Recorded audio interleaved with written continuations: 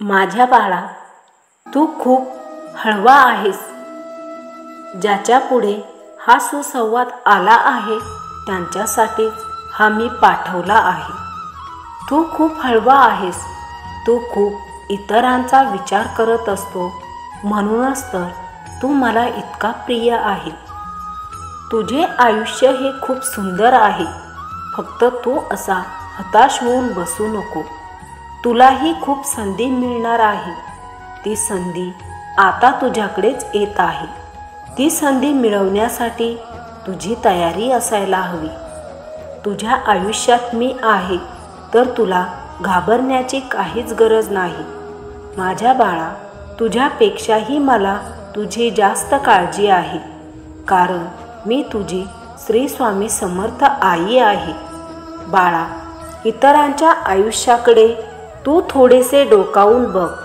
मग तुला कळेल की प्रत्येकाच्याच ताटात दुःख वाढलेलेच आहे. असा या जगात कुणीच नाही की त्याला दुःख नाही. आता तू काही चिंता करू नको. तुझ्या बिघडलेल्या सर्व घटना मी माझ्या पद्धतीने दुरुस्त करतच आहे.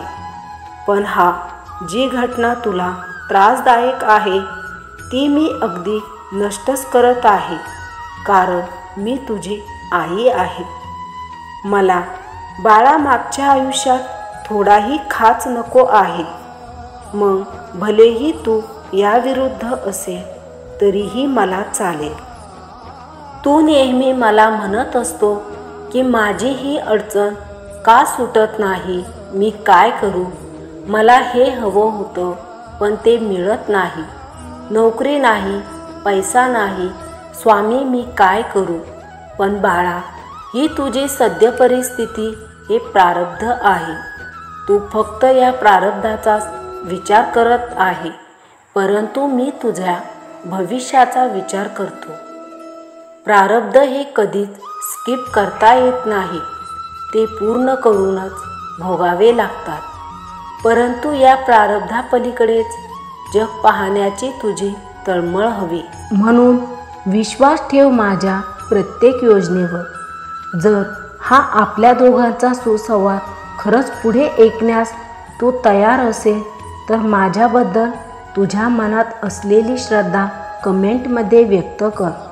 त्यामुळे मलाही तुझ्यापर्यंत तुला धीर देणारे सुसंवाद पोचवण्यास आनंद होईल आणि या सुसंवादाने आपण कनेक्ट राहू. बाळा, जर तुझ्या मनात नेहमीच वाईट विचार येत असेल, माझे काय होईल, मी कसे जगणार, मला जगावेसेच वाटत नाही, तर हा एक कानमंत्र म्हण. बाळा, हा कानमंत्र म्हणजे ओम नमो श्री स्वामी समर्थाय नमः. ओम नमो श्री स्वामी समर्थाय नमः. हा मंत्र रोज सकाळी किंवा संध्याकाळी किंवा दुपारी जेव्हा तू रिकामा असेल तेव्हा म्हण. यामुळे तुझ्या मनातील वाईट विचार लगेच कमी होण्यास मदत होईल.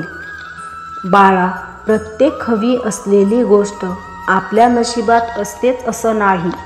आपल्याकडे जे आहे त्यात आपण कधीच समाधानी नसतो. आयुष्यात अचूक व योग्य निर्णय घेण्याची क्षमता ही अनुभवातूनच येत असते.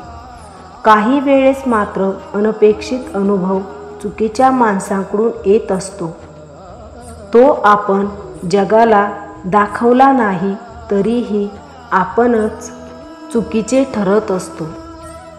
बाळा, आयुष्यात कधीही डिप्रेशन आले किंवा नैराश्य आलं की एक काम कर, ते म्हणजे लगेच एखाद्या स्वामी भक्ताला किंवा स्वामींशी बोल. बाळा, गुरु प्रगतीच्या वाटा दाखवतात, मात्र त्या वाटेवरून चालायचे कष्ट आपल्यालाच घ्यायचे असतात. दुःख, दैन्य, दारिद्र्य, यशापयश, चढ उतार हे सर्व जीवनाचे कालचक्र असतात. ते आपल्या वाटेला येणारच. ते पार करूनच आपल्याला समोर जायचं असतं. तुझ्याभोवती शांततेचं वलय इतकं प्रबळ निर्माण कर की जगातील कुणीही तुझी ही शांतता भंग करू शकणार नाही. यासाठी तुला नामस्मरणावरच जोर द्यावा लागेल. जाता जाता तुला माझा शेवटचा सुसंवाद आहे की आपले कोणत्याही गोष्टीकडे दुर्लक्ष जरी झाले तरी गुरु आपल्याला सांभाळूनच घेतात. ते आपल्याला कधीच कमीपणा येऊ देत नाही, कारण आपण त्यांचे नाम घेतो आणि त्यांना हेच तर हवे असते की आपण कोणत्याच परिस्थितीत नामस्मरण सोडू नये. हे स्वामींचे सुसंवाद सांगण्याचा उद्देश हाच की आपल्या प्रत्येक स्वामी बंधू भगिनींना आणि इतर बांधवांना जगाकडे पाहण्याचा दृष्टिकोन हा सकारात्मक होऊन त्यांना जगण्याची दृढ इच्छा व्हावी व त्यांच्या हारलेल्या मनाला पुन्हा जिंकण्याची सवय लावून अध्यात्माकडे जाण्याचा मार्ग खुला व्हावा व ते त्या मार्गाकडे चालण्यास प्रेरित व्हावे. श्री स्वामी समर्थ.